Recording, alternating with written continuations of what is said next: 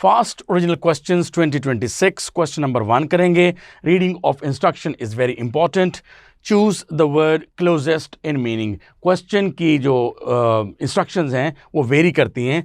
For example अगर ये हो क्लोजेस्ट इन मीनिंग, इसका मतलब ये है कि वो आपसे सिनोनिम पूछ रहा है।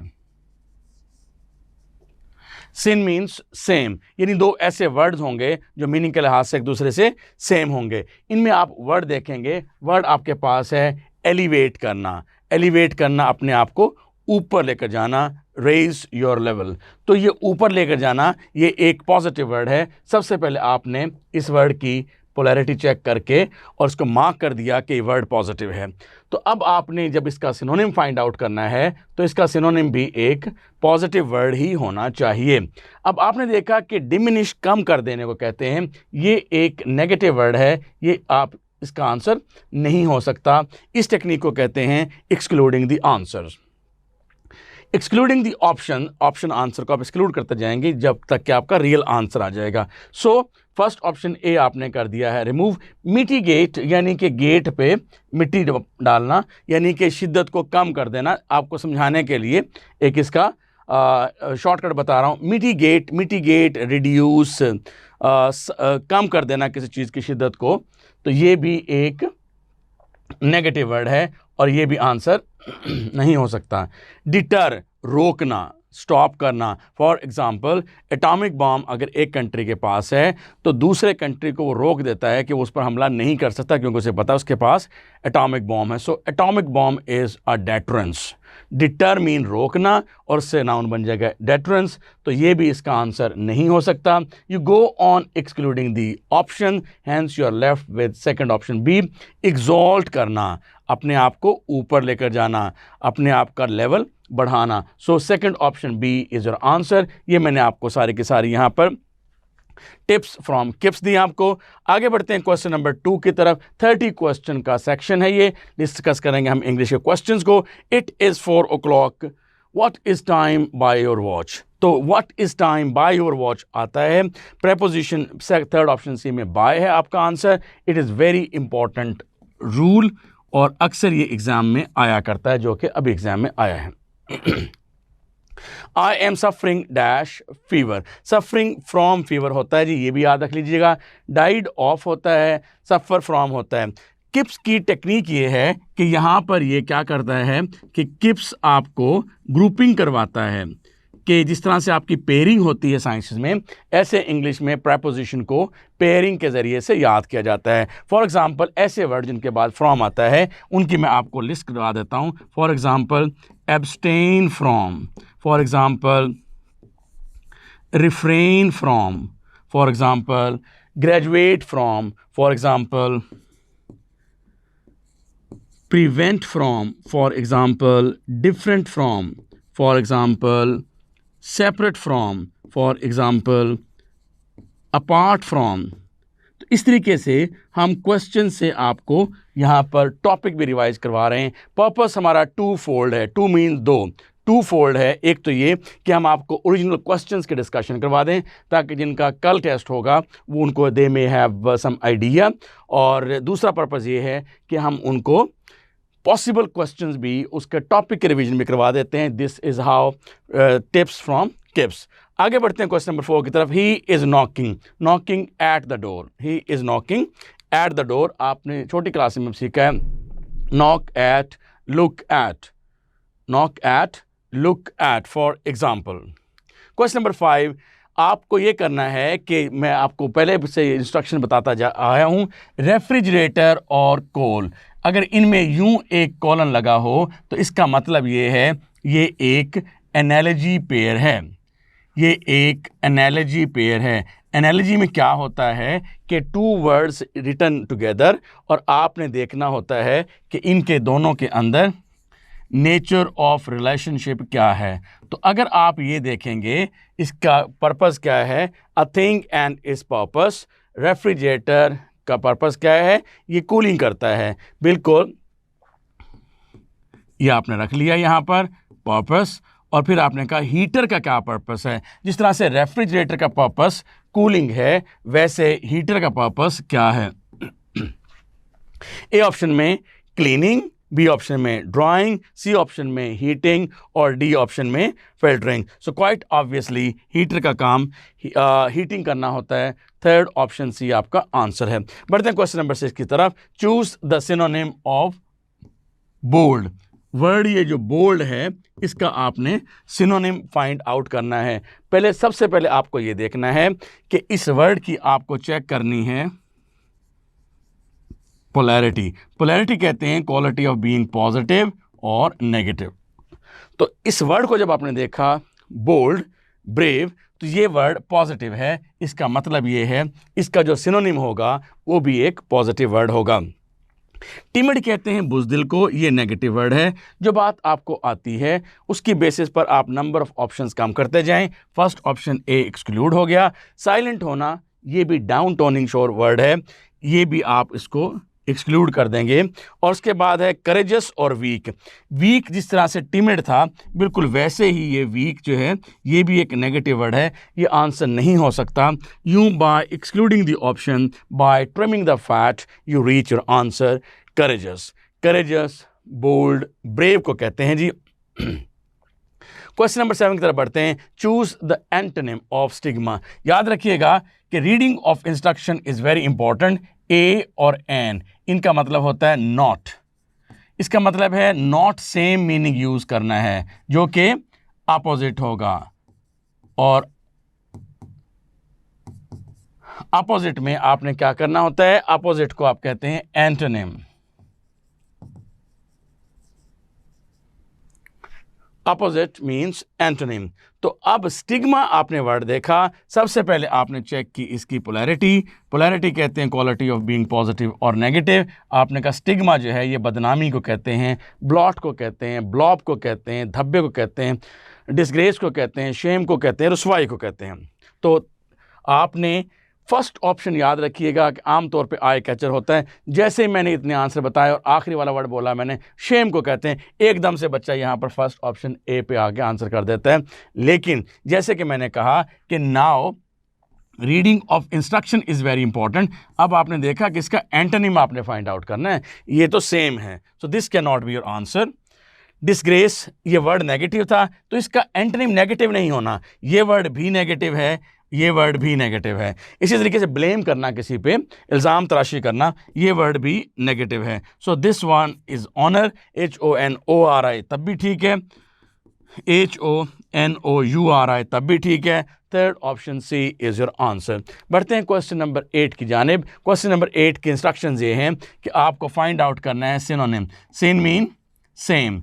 अच्छा, सेम कैसा होना चाहिए कि अगर आपका given word faulty for example ये नेगेटिव है तो इसका जो ऑप्शन होगा ABCD में वो भी नेगेटिव होगा, तो वो सिन मीन सेम होगा। तो अब एक्यूरेट जो है ये तो पॉजिटिव वर्ड है। जो बात आपको पता है टिप्स फ्रॉम किप्स में से बता रहा हूँ आपको, उसकी बेसिस पर आप नंबर ऑफ ऑप्शन एक्सक्लूड करते जाएं। हमें चाहिए नेगेटिव वर्ड। जेन्युइन एक पॉजिटिव चीज़ को कहते हैं, ये भी आपका आंसर नहीं हो सकता। इसी तरीके से परफेक्ट, परफेक्ट जो है perfect pair for dental care, जिस तरह से आप कहते हैं टूथब्रश में, तो ये आपका वैसे रॉन्ग हुआ क्योंकि ये पॉजिटिव वर्ड है। तो आपको चाहिए कौन सा, नेगेटिव है, डिफेक्ट, ये आपका थर्ड ऑप्शन सी आंसर है। क्वेश्चन नंबर 9 की तरफ बढ़ेंगे। Choose the synonym of manifold. मैंने अभी थोड़ी सी देर पहले आपको ये कहा कि अगर टू फोल्ड हो तो इसका मतलब ये है कि दो इसके मकसद हैं। मैंने कहा था discussion of past paper original question series 2026 के टू फोल्ड हैं। ये टू फोल्ड मीन दो पर्पस हैं। एक तो ये कि जिनका नेक्स्ट डे आज टेस्ट हुआ है उनको उनके आंसर की जस्टिफिकेशन मिल जाए, और जिनका कल टेस्ट है उनको इसकी हेल्प मिल जाए। और दूसरी बात यह है कि जब टिप्स फ्रॉम किप्स में हम जो रूल्स आपको बताते हैं वो आपके आने वाले टेस्ट में भी हेल्पफुल हो सकते हैं। सो टू फोल्ड मतलब दो, और मैनी का मतलब है मैनी हो या पोली हो, इसका मतलब है दो से ज़्यादा, यानी 2+ आप कह लें इसको। Excuse me. आगे चलेंगे, इसके ऑप्शन देखेंगे। ए ऑप्शन है सिंगल, ये तो एक से ज़्यादा, 2+ होना चाहिए, ये आंसर नहीं हो सकता। टाइनी स्मॉल को कहते हैं, ये आंसर नहीं हो सकता।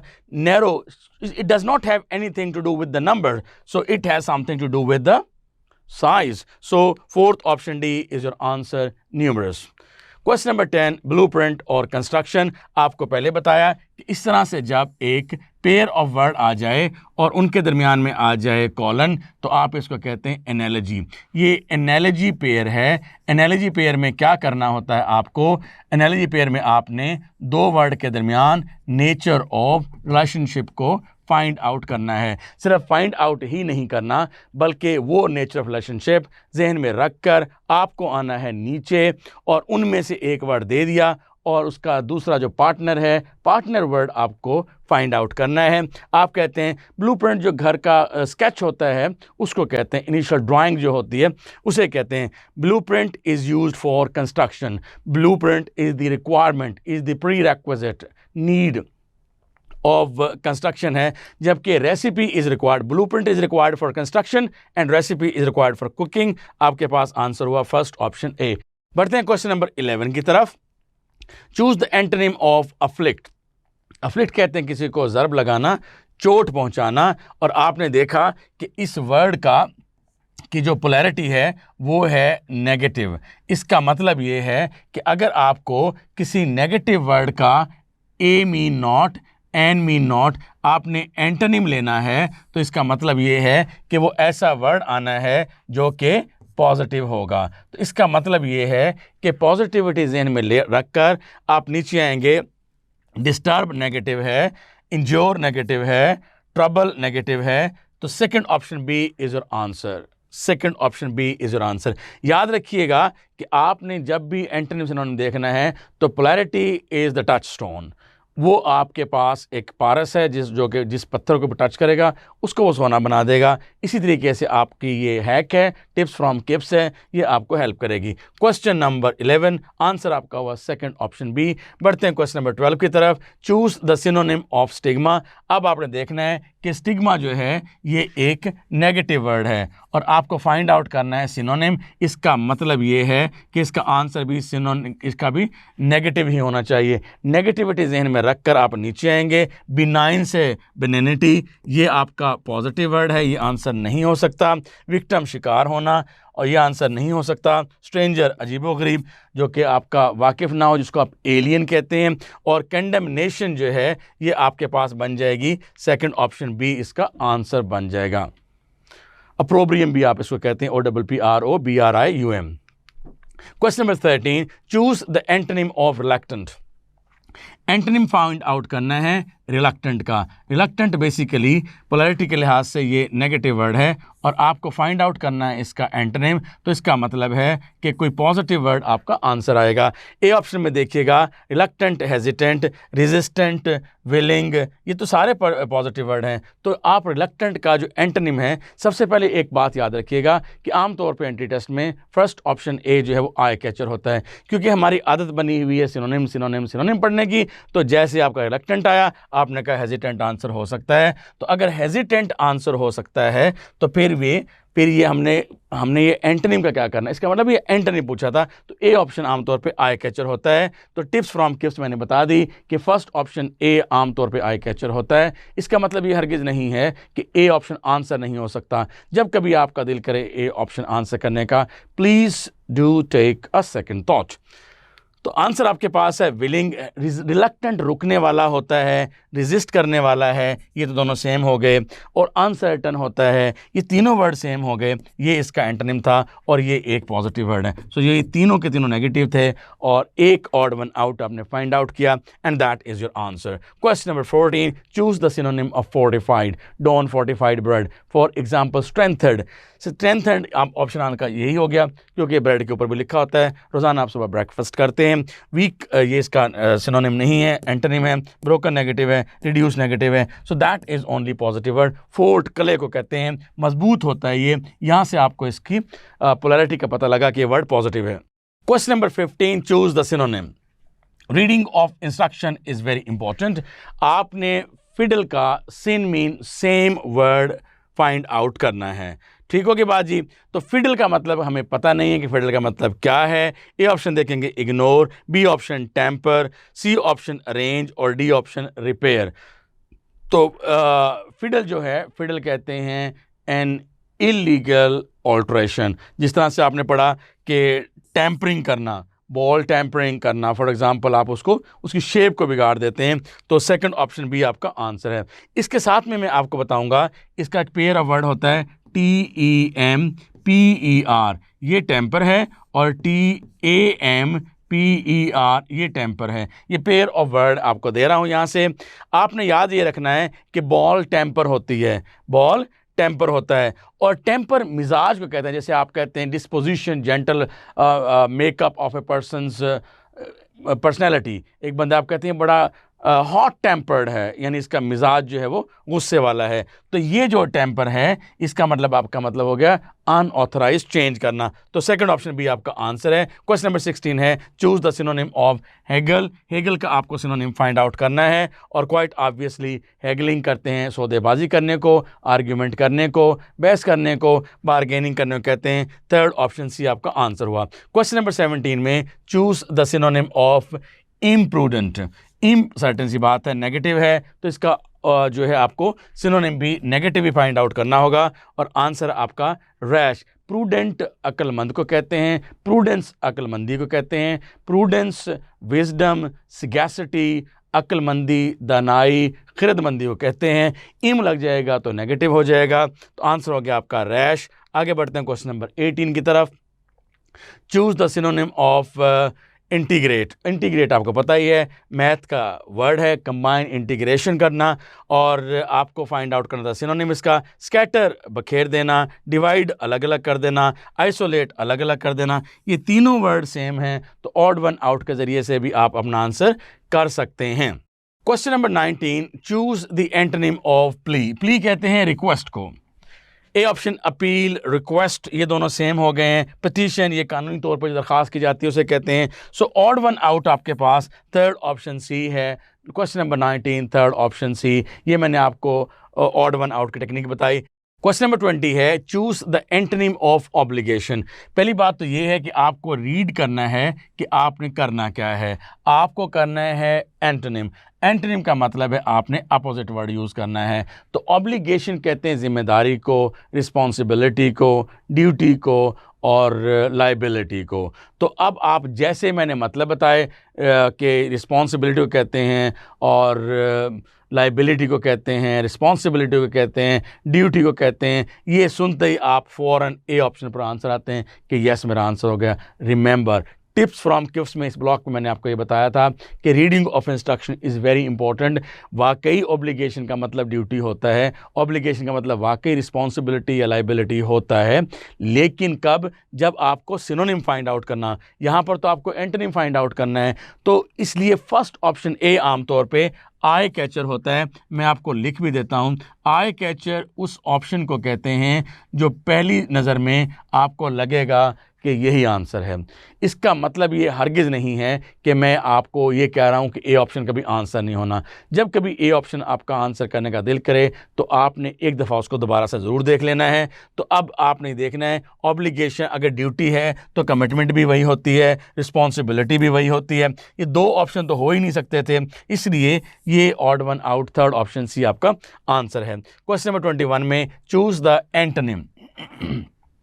आप देख रहे हैं मोस्टली सिनोनिम, एंटोनिम, एनालॉजी और प्रपोजिशन पर मेन स्टे है हमारा, और हमारे से मुराद है एग्जामिनेशन का और एंट्री टेस्ट का। Choose the antonym of brawl. Brawl का आपने एंटोनिम देखना है। ब्रॉल का मतलब क्या होता है? ब्रॉल का मतलब होता है लड़ना, झगड़ना, आर्ग्यूमेंट करना, ठीक है, क्वारल करना। उसका उलट है पीस, कॉन्फ्लिक्ट, फाइट और क्वारल। आपने देखा कि ये तीनों के तीनों वर्ड सेम हैं। ऑड वन आउट की टेक्निक जो टिप्स फ्रॉम किफ्स में हम आपको देते हैं, that is going to work a lot. बढ़ते हैं क्वेश्चन नंबर 22 की तरफ। Choose the synonym of peril. Peril खतरा कहते हैं, पैरलस खतरा, खतरों से भरा हुआ होता है। सिनोनिम आपने फाइंड आउट करना है। वर्ड ये नेगेटिव है, पैरलस का मतलब होता है डेंजरस।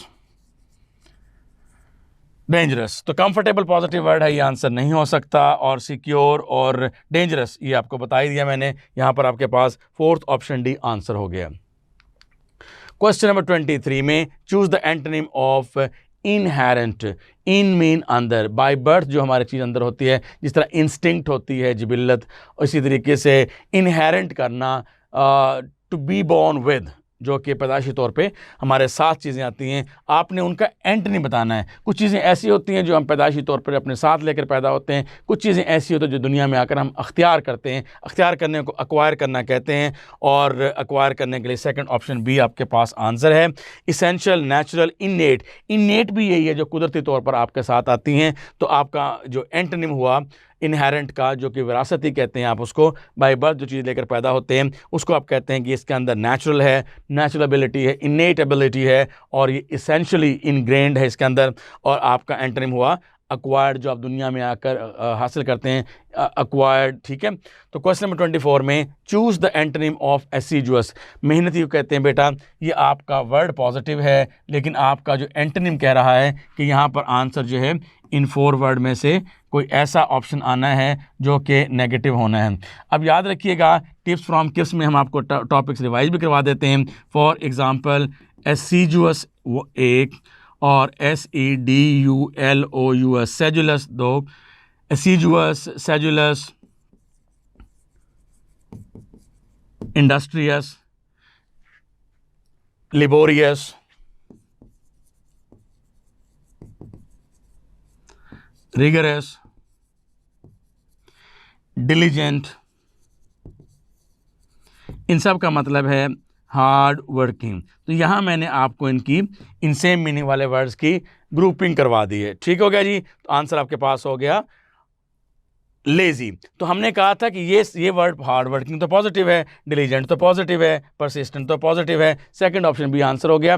और आपको अगर लम्हे के लिए लगा कि हम आंसर बी करने जा रहे थे, लेकिन हमें ये एकदम से याद आ गया कि नहीं, हमें तो अपना नेगेटिव वर्ड ढूंढना है, क्योंकि ये एसिजुअस पॉजिटिव वर्ड था और इसका हमें एंटोनिम फाइंड आउट करना था। इस तरीके से जब आप थोड़े से स्टे करके सोच के अगर आंसर करेंगे तो आपका क्वेश्चन इंशाल्लाह ठीक होगा। क्वेश्चन नंबर 25 देखेंगे, choose the antonym of indolent. Indolent lazy को कहते हैं, लेजी, लेथार्जिक, स्लगिश। जैसे ही मैं ये मीनिंग लिखता हूं आप एकदम से कहते हैं कि सुस्त हो गया, आइडल। लेकिन reading of instruction is very important. आपने ये देखना कि एंटोनिम लेकर आना है, तो इसका मतलब फॉर श्योर यहाँ पर कोई पॉजिटिव वर्ड आना है। आइडल नेगेटिव वर्ड है, ये आंसर नहीं हो सकता। स्लगिश नेगेटिव वर्ड आंसर नहीं हो सकता। पैसिव नेगेटिव वर्ड है, आंसर नहीं हो सकता। इनर्जेटिक ये पॉजिटिव वर्ड है, ये आपका आंसर हो गया। So question number 25, third option C is your answer. यहाँ पर आपके सामने टिप्स फ्रॉम केप्स हैं। क्वेश्चन नंबर 26 है, choose the correct preposition. Again time and over, again and again मैं आपको एम्फसाइज कर रहा हूँ कि प्रेपोजिशन, सिनोनिम, एंटोनिम और आपकी analogies. He tried to placate them, उसने उनको, अब प्लैकेट का एक सिनोनिम भी आया हुआ था, एक दिन का टेस्ट था। इसका मतलब है पेसिफाई करना, कूल डाउन करना, सेटिस्फाई करना। ठीक है, कूल डाउन करना, गुस्सा ठंडा करना। तो अब आपने देखना है कि he tried to placate them. अब ये है कि प्रेपोजिशन ऑफ मैनर जो है, प्रेपोजिशन ऑफ मैनर के काम किस ज़रिए से हुआ, इसमें 2 चीज़ें होती हैं। अगर कोई काम किसी चीज़ के ज़रिए से हुआ, जैसे it is written with my pen, तो फिर आप जो है चीज़ों के साथ आप विद यूज़ करते हैं। तो ये फ्लावर जो है ये चीज़ का नाम है, इसलिए यहाँ पर विद आएगा, फोर्थ ऑप्शन डी। अगर ये यूँ होता, he tried to placate them, अगर जो है बाय सम रिस्पेक्टेड पीपल, उसने कुछ काबिल एहतराम लोगों को ले आया, तो जब बंदों के ज़रिए से कोई चीज़ होगी तो फिर आप बाय यूज़ करेंगे। जैसे the deer was shot with a gun by the hunter. So that preposition of manner varies in case of person and thing. याद रखिएगा, to use a preposition or not to use a preposition depend on 4 factors. उनमें से एक है कि person और thing, एक है active और passive. For example, he married her, she was married to him. Active was में married के बाद कोई preposition नहीं है, पैसिव वॉज में was married के बाद to आ गया। 2 फैक्टर हो गए। तीसरा मीनिंग होता है, he entered the room, दाखिल हो गया कमरे में, कोई preposition नहीं है। he entered into the competition और entered for a competition, हिस्सा लेना।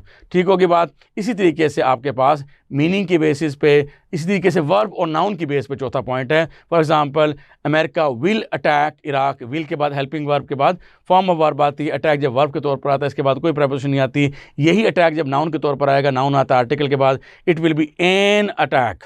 अभी अटैक नाउन है, it will be an attack on Iran. Anyways, we are getting toward 27. Choose the correct sentence. This pencil or that pen are expensive. याद रखिएगा, either or, neither nor, not only but also. Either or, neither nor, either or, neither nor, not only but also. ऐसे cases में और के बाद जो word होगा उसके अकॉर्डिंगली वर्ब और हेल्पिंग वर्ब यूज होगा. और के बाद दैट पेन है जो कि एक चीज़ को जाहिर करता है, एक चीज़ को आप सिंगुलर कहते हैं, तो इसके साथ वर्ब भी सिंगुलर आएगा. जब मैं सिंगुलर वर्ब या हेल्पिंग वर्ब कहूँगा, सिंगुलर वर्ब से मेरी मुराद इज़ है, आर नहीं है, तो ये आर की वजह से रॉन्ग हो गया. ऐसे ही और के बाद दैट पेन है. अब दैट पेन जो है ये सिंगुलर है और सिंगुलर है तो इसके बाद आर नहीं आ सकता, इज़ होता तो ये आंसर होता. ये इस बेसिस पर रॉन्ग हो गया. दिस पेंसिल और दैट पेन इज़, और के बाद दैट पेन है तो यहाँ पर ये सिंगुलर है तो इसके साथ जैसे हम यहाँ करते आ रहे थे इज़ ऑलरेडी आ गया. Seems to be your answer. C option देखिएगा, दिस पेन और दैट पेन ये सिंगुलर है, इसके बाद आप वर यूज़ नहीं कर सकते, इस वर की वजह से ये रॉन्ग हो गया. तो इस तरीके से दिस पेंसिल एंड, लेकिन याद रखिएगा एंड के साथ जब दो वर्ड ज्वाइन हों, दो मुख्तलिफ हों, ये पेंसिल है और ये पेन है, ये दो डिफरेंट थिंग्स हैं. एंड के साथ ज्वाइन होने वाली टू डिफरेंट थिंग्स, एंड के साथ ज्वाइन होने वाली टू डिफरेंट थिंग्स हमेशा हमेशा हमेशा हमेशा प्लूरल होती हैं. जब ये प्लूरल होती हैं, अब एंड चेंज कर दिया ना इसने, पहले तो और था, और के लिए रूल ये था कि और के बाद वाला. एंड का रूल ये है कि एंड के साथ ज्वाइन होने वाली दो डिफरेंट चीज़ें अगर आ जाएं तो वो हमेशा हमेशा प्लूरल होती है, और प्लूरल का मतलब आर होता है, इज़ नहीं होता. ये ऑप्शन इसलिए रॉन्ग हो गया. Second option B, this is tips from Kips. आपको हम किप्स के प्लेटफॉर्म से ऐसे क्वेश्चन के ट्रिकल डाउन इफेक्ट्स लेकर आते हैं और यहाँ तक कि आपका ऑप्शन सही, बी ऑप्शन आपने फाइंड आउट कर लिया. Question number 28, choose the correct sentence. A bit of grammar. See bass. Bass मछली की एक किस्म है, इसकी प्लूरल जो है बैस की प्लूरल इसकी बैस भी है और इसकी प्लूरल बैसिस भी है. Base, right. तो अब आपने देखना है कि बात हो रही है सी बेस और फ्रेश वाटर बेस की. अब या दो की जब बात होती है तो THAN देन आता है, दो की बात होती है तो THAN देन आता है. ये ऑड वन आउट हो गया, थर्ड ऑप्शन सी रॉन्ग हो गया. दो की बात होती है तो THAN देन आता है. पहली बात तो ये हो गई. दूसरी बात, जब बात दो की होती है तो डिग्री जी आर्टिकल डिग्री भी जो है दूसरी आती है. लार्ज, लार्जर, लार्जेस्ट, ये तीसरी डिग्री है. इस बेस पर आपने सेकंड ऑप्शन बी को रॉन्ग कर दिया. ठीक है जी. अब larger than fresh water base और ए और डी बच गए आपके, और ए और बी में आप देखेंगे बात कितने की हो रही है, दो की हो रही है. दो के लिए डिग्री कौन सी यूज़ होती है, दूसरी. लार्ज पहली होती है, लार्जर दूसरी होती है, लार्जेस्ट तीसरी होती है. तो ये लार्ज तो पहली डिग्री है, ये इस वजह से रॉन्ग हुआ. So fourth option D is your answer. This is how आप क्वेश्चन को सॉल्व करेंगे यहाँ से, और आप बाय एक्सक्लूडिंग द ऑप्शन, जो बात आपको पता है उसकी बेसिस पर आप नंबर ऑफ ऑप्शंस कम करते जाएंगे. Question number 29, mount Everest is not a volcano. और फिर आपने इसके बाद ये देखिएगा, जब फैन बॉयज़ का कॉमा लगता है तो इसके साथ इनमें से कोई एक वर्ड लगेगा. फॉर एग्जांपल जैसे ये बट लग गया या एंड लग गया, तो इसके बाद सेंटेंस पूरी क्लॉज आनी चाहिए. एंड इट इज़ सब्जेक्ट और वर्ब. इसमें जो है एंड से पहले तो पूरी क्लॉज है और एंड के बाद नहीं है, तो ये आपका आंसर रॉन्ग हो गया. तो आप कहेंगे but it is the mount Everest is not. Not के साथ वैसे ही बट आता है, नॉट के साथ एंड नहीं आता, तो इसलिए आपका सेकंड ऑप्शन बी आंसर हुआ. Mount Everest is not a volcano but it is the highest mountain in the world. वो कह रहा है कि ये वोल्केनो नहीं है लेकिन ये सेकंड हाईएस्ट है. तो इस तरीके से आपके पास बीइंग नहीं आएगा क्योंकि आपने कॉमा के साथ जब दो पैरेलल क्लासेस आएंगी. तो बहरहाल सेकंड ऑप्शन भी आपका आंसर हुआ. क्वेश्चन नंबर 30 देखिएगा. Novelty means novel. नोवल कहते हैं नए को, नोवेल्टी मीन्स न्यूनेस को कहते हैं. आपने इसका मीनिंग बताना है. एज बुढ़ापे को कहते हैं, यूथ जवानी को कहते हैं, हैबिट आदत को कहते हैं, something new. This is your answer. Third option C. This is the end of your test discussion.